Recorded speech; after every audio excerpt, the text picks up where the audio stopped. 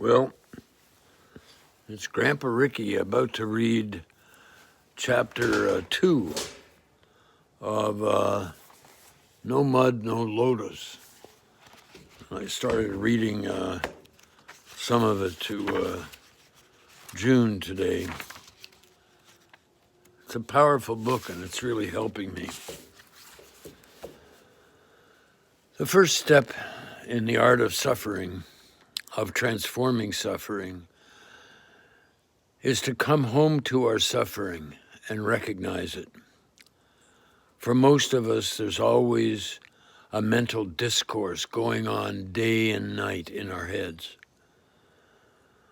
We relive the past, we worry about the future. We don't stop to take a breath, to even notice if we're suffering, until suddenly, seemingly out of nowhere, the suffering overwhelms us. Our thinking, perceiving, and worrying take away all the space inside us and keep us from being in touch with what's happening moment to moment. The Buddha said that nothing can survive without food, and this is true, not just for the physical existence of living beings, but also for states of mind.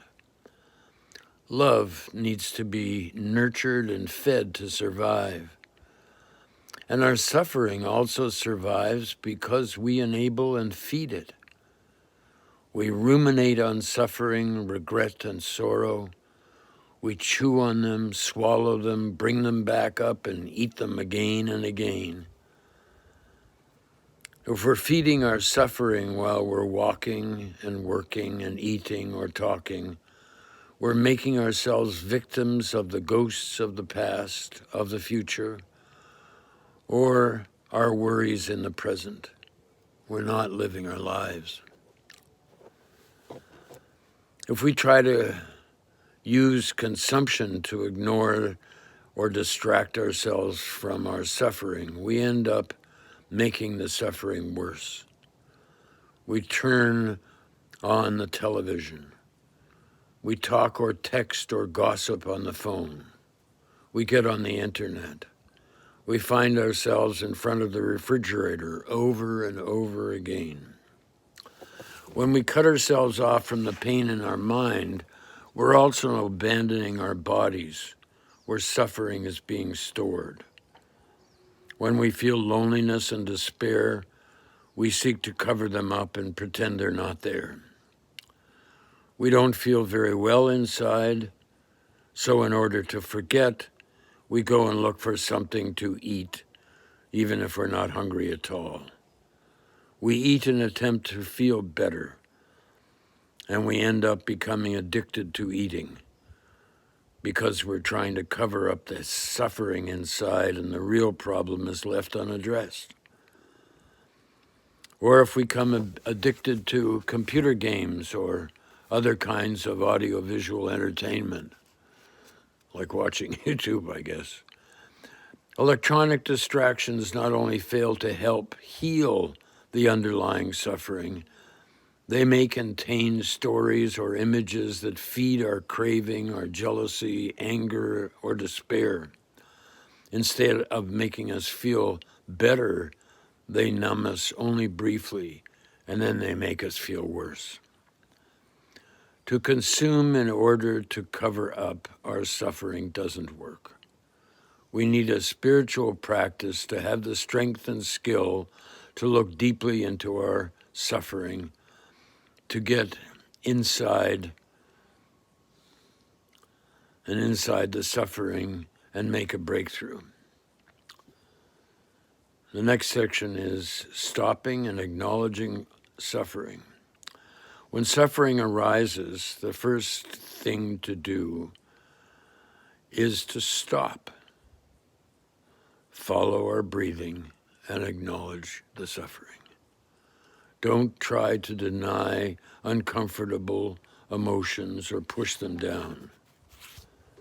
Rather saying, breathing in, I know suffering is there. Breathing out, I say hello to my suffering.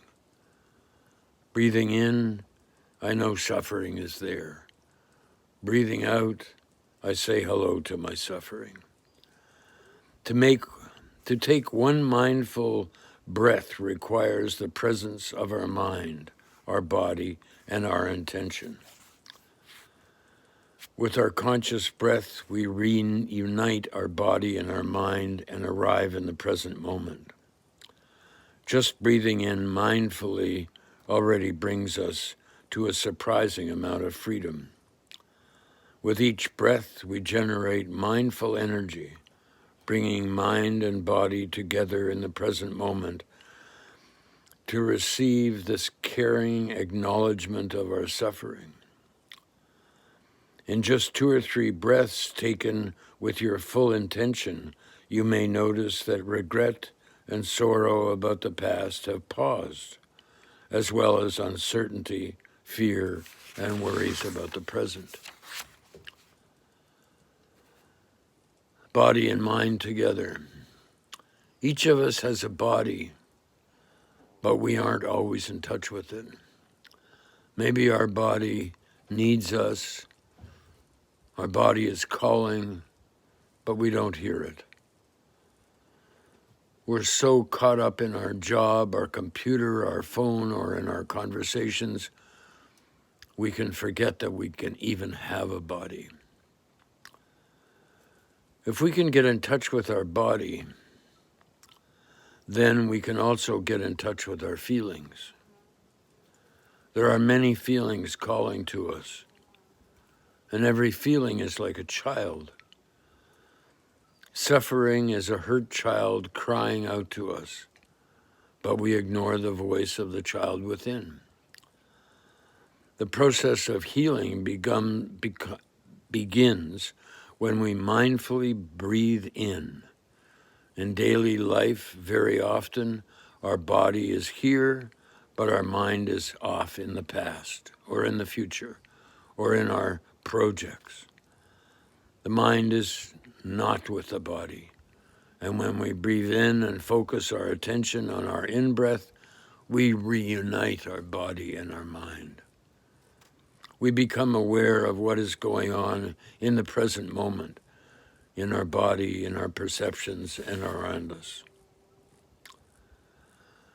When we bring our mind home to our body, something wonderful happens. Our mental discourse stops its chattering.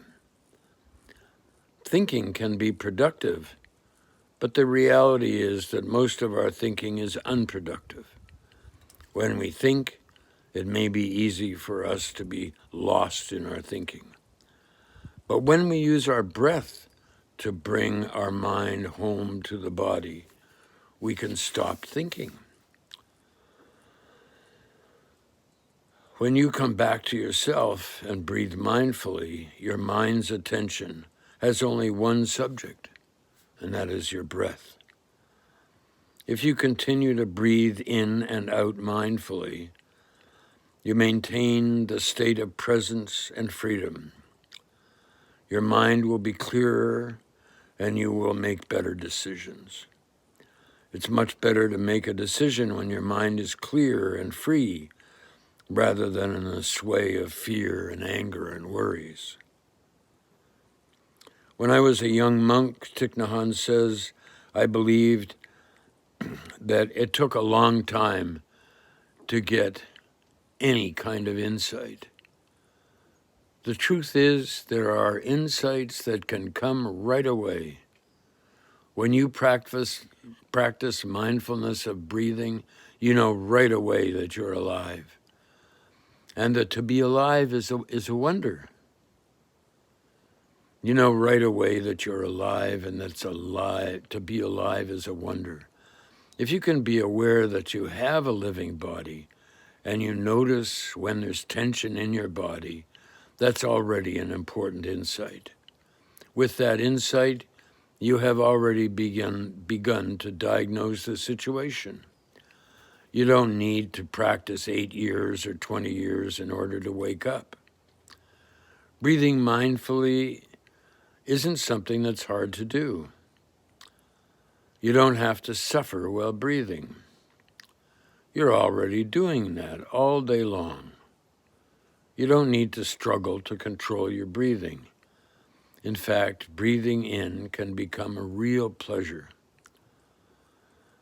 You don't just allow yourself to breathe in naturally while focusing your attention on your in-breath. It's like the morning sunshine on a flower that has closed up overnight. The sunshine doesn't interfere with the flower. The sunshine just embraces and subtly permeates the flower. Embraced by the energy of the sunshine, the flower begins to bloom. And many years ago, a song came to me. This is Grandpa Ricky talking, and it goes like this. Breathing in and breathing out, that's what life is all about. Breathing in and breathing out, breathing in and breathing out, that's what life is all about. So thank you very much for watching. It's given me real pleasure thinking about anybody who's watching this, and maybe it will be helpful. Because when you get old, you feel pretty useless, and for me to even think that these things might help even one person really kind of makes my day. And now I'm going to go off and vacuum the floor and give it a mop and get on with my chores. And I hope that you share somehow what's making your life easier. And as my friend Pilar said, it could be one picture, 1,000 words, one picture that made your life easier, and figure out a way to share it. So thank you very much. And hopefully tomorrow or the next day I can read the next part. The next part is the pull of distractions. Okay, thank you very much.